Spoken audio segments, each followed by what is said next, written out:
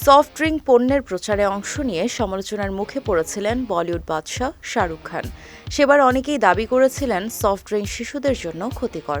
প্রতিক্রিয়ায় অভিনেতা সংশ্লিষ্ট কর্তৃপক্ষকেই আহ্বান জানান, সফট ড্রিঙ্ক যদি ক্ষতিকরই হয় তবে তার উৎপাদন ও বিক্রি নিষিদ্ধ হওয়া উচিত, কিন্তু সেটি না করে পণ্য প্রচার নিয়ে আপত্তি তোলা একেবারেই উচিত নয় বলে তিনি মনে করেন। শাহরুখ খান বলেন, কর্তৃপক্ষের প্রতি আমার আহ্বান এমনই থাকবে, আপনারা নিষিদ্ধ করুন, আমাদের দেশে বিক্রি করতে দেবেন না। যদি আপনি মনে করেন এটি শিশুদের জন্য ক্ষতিকর তাহলে নিষিদ্ধ করুন। ধূমপান ক্ষতিকর, তাহলে দেশে সিগারেটের উৎপাদন হতে দেবেন কেন? যদি মনে করেন কোমল পানীয় ক্ষতিকর তবে তারও অনুমতি দেবেন না। বলিউড বাদশা আরও বলেন, দেখুন, আমার যুক্তি হলো আমি এটি বন্ধ করছি না কারণ এটি আমাকে রাজস্ব এনে দেয়। এগুলো তো রাজস্বের বড় উৎস। দয়া করে আমার আয় বন্ধ করবেন না। আমি একজন অভিনেতা, এটা করেই আমি খাই।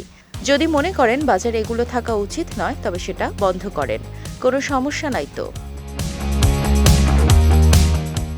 শাহরুখ খানকে সর্বশেষ দেখা গিয়েছিল রাজকুমার হিরানির ডানকি সিনেমায়। বর্তমানে তার ব্যস্ত সময় কাটছে পরবর্তী সিনেমা নিয়ে।